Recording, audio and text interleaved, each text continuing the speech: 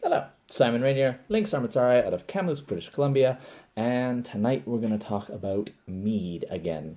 Because mead is awesome and there's more people homebrewing right now, and let's figure out basically how quickly can we get mead. Um, there's a lot of conflicting information out there. When I first started, it was told you gotta wait at least a year. Now I realize that is not at all true.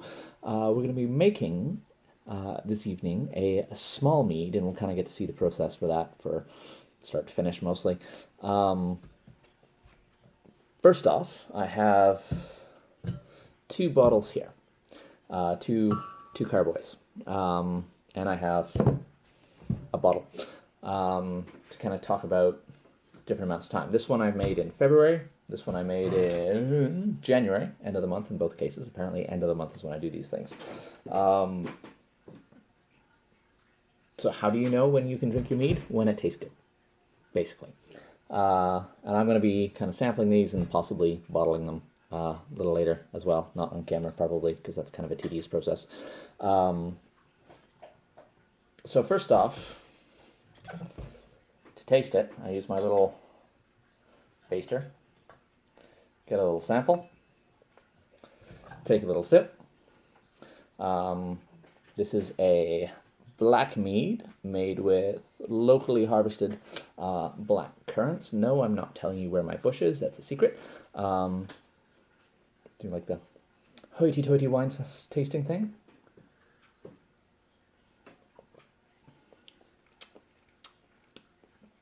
That is coming across quite strong, actually. This one I ended up making, it's one of the stronger meads I've made. I think it's sitting around 15, 16%. Conclusion for that is, even though I made it in January, I'm going to let it mellow a bit. If it comes across as being really strong alcohol flavor, what it needs is more time, probably. Conversely, this one, which is sitting around 9%. Please refer to my video on ABV, alcohol by volume, if you want to figure out how I establish that. This is a lemongrass.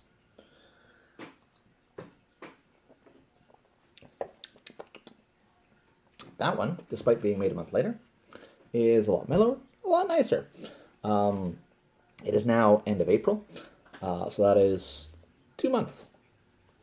Not bad, huh?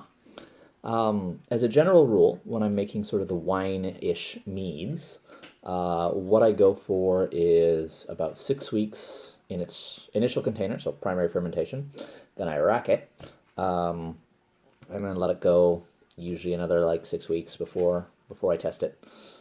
This has been, I don't know, not quite that long. So you're looking at probably a couple of months for your normal wine mead to be drinkable at a bare minimum, possibly a little bit more. I was thinking I might bottle this one. After having tasted it, I think I'm going to put it away for a couple of months and kind of see what happens. This is a bottle of my elderberry mead. It's one of my favorite batches, 11% alcohol, and bottled April 22nd, 2019, which means almost a year ago. Whenever I make a batch, I take one bottle and I put it aside for a year. How do I wait that long to drink it? By making enough that I never run out. The rest of them I drank long ago. After I bottle them, I basically will start drinking them. They do get progressively better each bottle you open. The longer you wait, the better it's going to be. This I'm very excited about. It is going to be fantastic. I can pretty much guarantee. But, situation being what it is with the whole pandemic, etc., maybe we don't want to wait that long. What if I told you you could have a very drinkable mead in a grand total of 9 days? This is going to come across as blasphemy to some. This is my blasphemead, or what I more normally refer to it as my small mead. You start with less honey than normal. For when I'm making sort of the wine-ish meads, I start with about 1 kilo of honey per gallon. up or down slightly depending on what I'm doing. Whereas if I'm doing my small meads, I start with 500 grams of honey per gallon. If you use a good honey, you don't have to add anything else. If you use a mediocre honey, you're going to have to mess with it, adding either fruit. I usually do 500 grams fruit, or strong brewed tea, or something like that. I find this honey, Elias Blueberry Blossom Honey, is my absolute favorite to do the small meads with, and I'm going to go ahead and kind of get started right away. Conveniently, it is in a 500 gram container, so I just kind of pour that into my bowl. You could theoretically pour it directly into a carboy, but I don't like doing that because I like it to pour into better, and this is a lot easier to clean out than a funnel for what we do this. So whole thing in. That is not fully empty. That is okay because of our next step. So we just add some warm water back to the jar. Make sure the lid is actually on. Give it a good shake, and that should clean it out nicely. This time we can pour it. We all want to see me making this action for as long as possible, right? Enjoy. Then we can pour that directly into our carboy. And there is the rest of the honey and warm water in this one, and this is what's going to make it work in 9 days, is yeast nutrients. I have gone on record, a little over a teaspoon, have gone on record saying you do not need yeast nutrient, and that is true. If you don't use yeast nutrients, this will take a few weeks as opposed to days.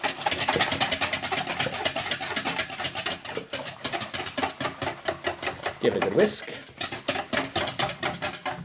So much stuff on the table here, it's really a whiskey business. I'm not sorry. And then pour into your carboy. Simple, simple. And what I'm going to do off camera is fill up most of the rest of the way with more water. So we filled this most of the way up. Now we're going to add our yeast. This is just yeast that has been hydrating in some water and a tiny sploosh of honey till it gets all foamy like that is what we're looking for. And that's really just to make sure the yeast is still alive. For this I used about half a pack of ale yeast, but you know what works well too? Bread yeast.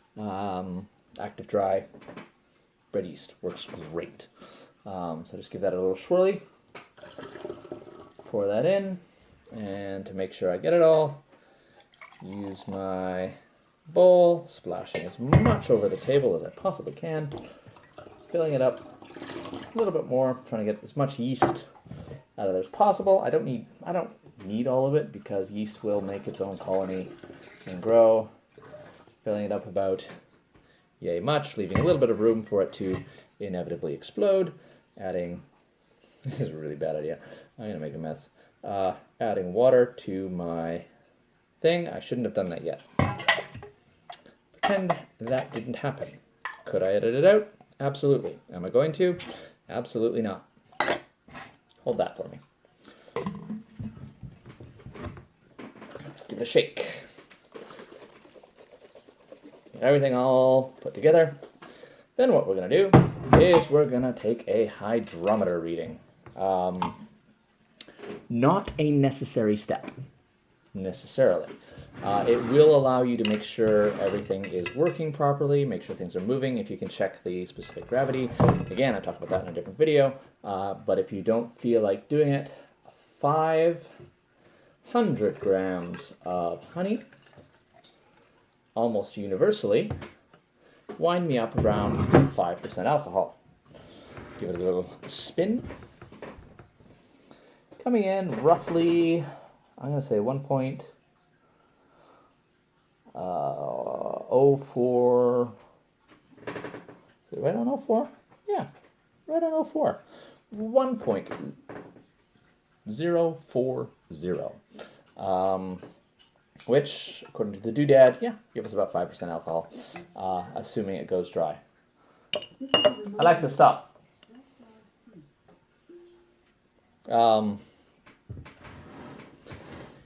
So, this, which has been sanitized, this has been sanitized, everything's been sanitized, so this just goes right back in.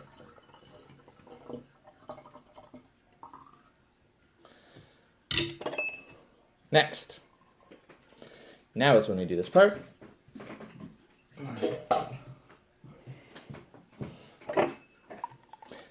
Put your airlock in. I've lost the lid. Cool. I have another one handy. I'm going to do this the smart way with my handy dandy turkey baster again. A lot of people use like pure alcohol or like sanitizer or like vodka in the airlock. I've always used water. Never had a problem. Sanitizer's a little bit safer, of course, because then you're making sure everything is super duper clean. Yeah, but again, never had a problem. At your own risk, I suppose. Next up, we're going to make sure we label it. I use duct tape, universally, and Sharpie, and then I'm going to put it on my brewing shelf for a grand total of 6 days. But wait, you say, you said 9 days. What happens after 6 days? That we will address in a moment. Alright, we are on day 6, and because Saber has to be in all of the Mead videos, here he is.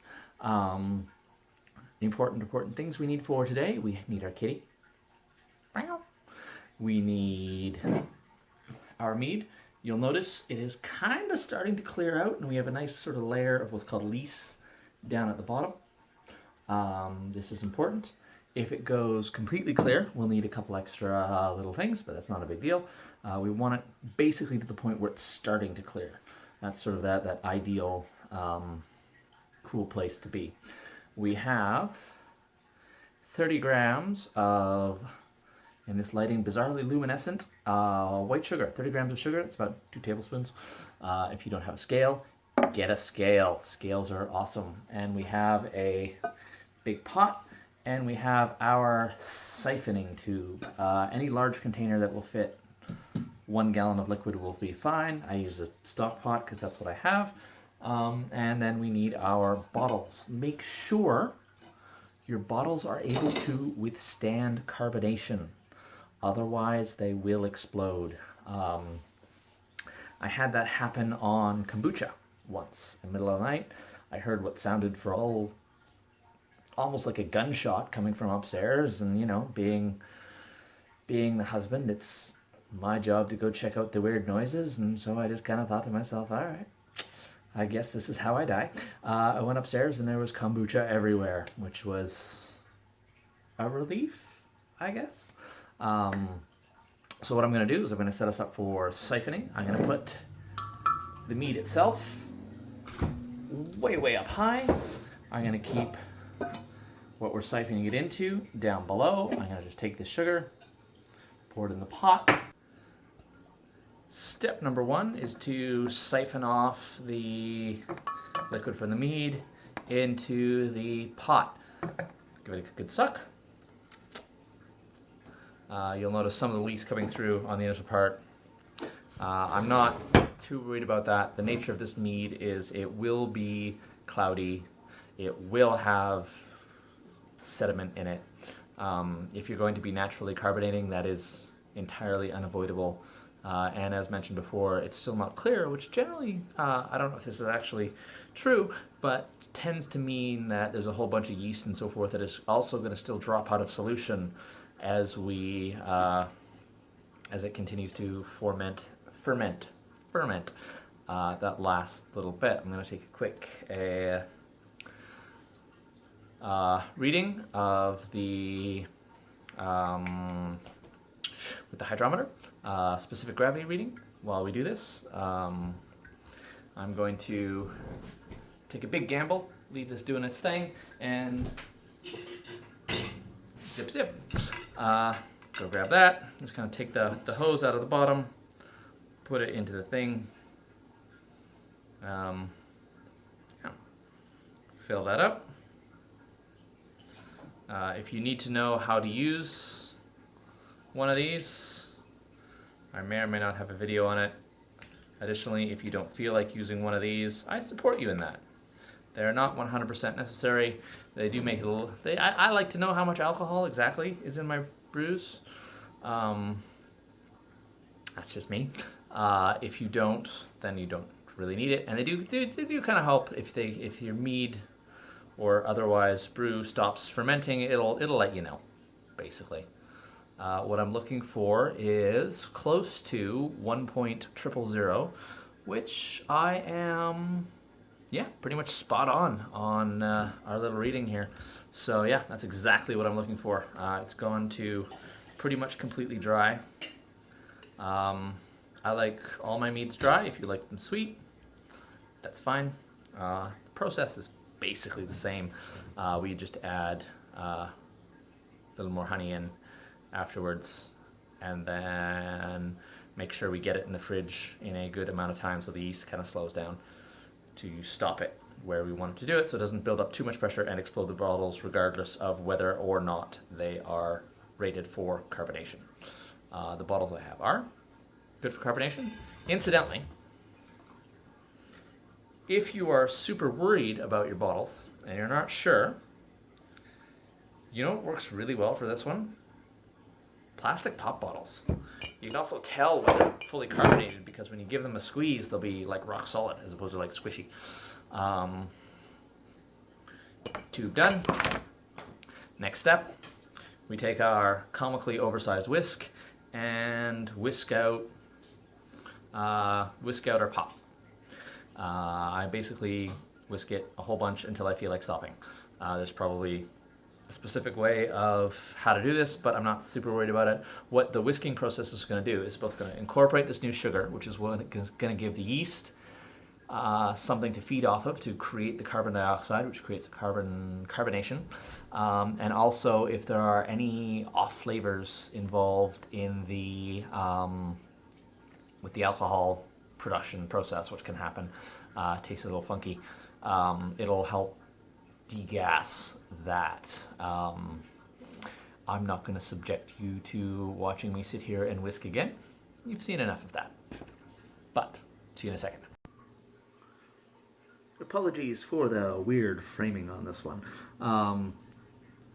Anyway, so, final active step, rather.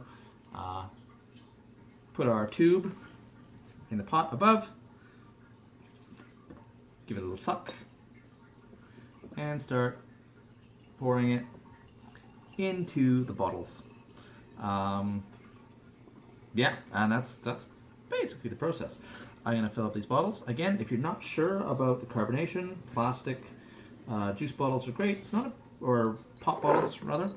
It's not a bad idea to use like a pop bottle if you have it as well, because that'll give you a more accurate sense of when it's done just by doing that whole little squeeze thing. Things I am not worried about. I'm not worried about oxidation. Brews can oxidize, turn into vinegar. I'm not too worried about that. For this, it's never happened to me. I suppose theoretically it's possible. But, mead is harder to oxidize? Whatever. Than, say, for example, wine anyway.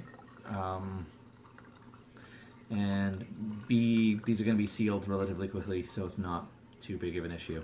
And again, never let it happen. Well, so what I'm not worried about is the tiny little bit of saliva I may be getting into this from sucking on the end of this tube. Partially because I'm the primary drinker of all these. Partially because it's really not that big a deal to me. I have happily drank brews from other people who I'm pretty sure have done exactly the same thing. Doesn't bother me. If that bothers you, There's other devices and stuff you can get that will mean you don't have to put your damn mouth on it. Other things I'm not worried about. A lot of things, honestly.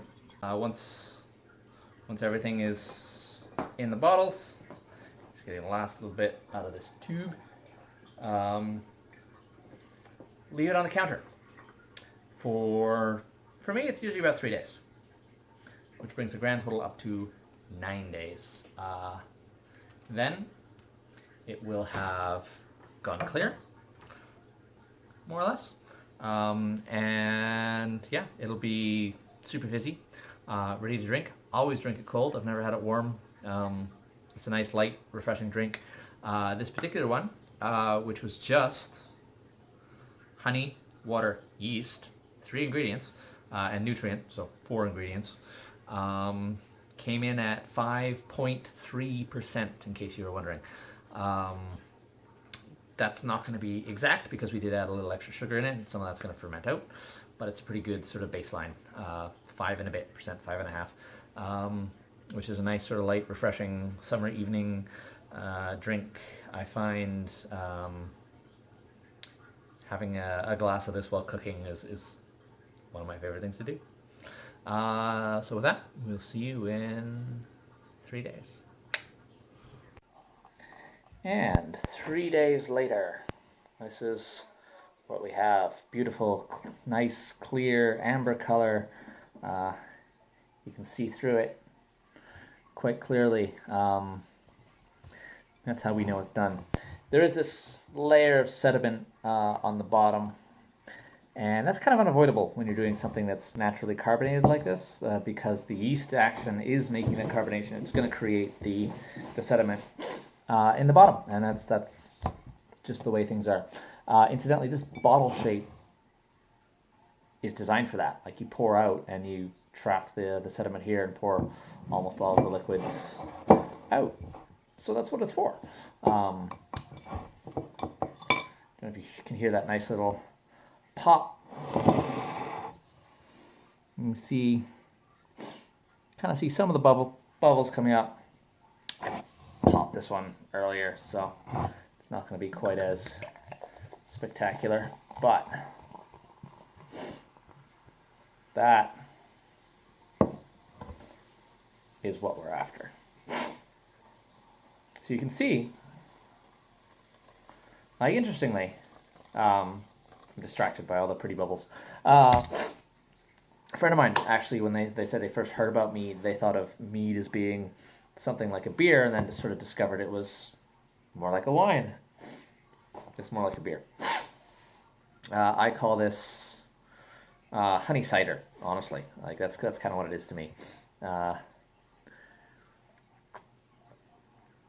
And it's light, it's bubbly, super refreshing for these hot days. And again, 9 days to make.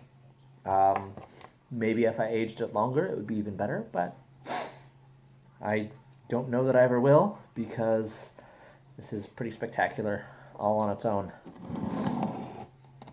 Let's watch some of those bubbles floating up together. Yeah, this is one of my favorite kind of meads, especially when it's hot out.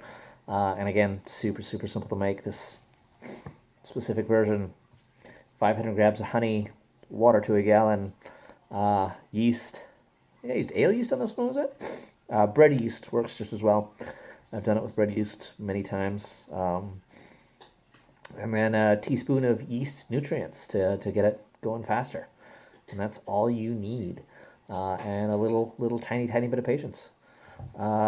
So if you haven't made mead, or if you are running low on alcohol and need something quick, good bet there. Probably just for the sniffling, by the way. My allergies are going nuts this year. One more quick little note. Like, if you've never had mead before, this is not your typical mead. Again, this is more of a cider rather than a wine. And a proper mead is more sort of wine-ish. But it is definitely worth trying. I really love it. A lot of other people really love it. I feel like there's something more I was going to say about it, but I think maybe I will just shut up and drink it now. Yeah. See you next time.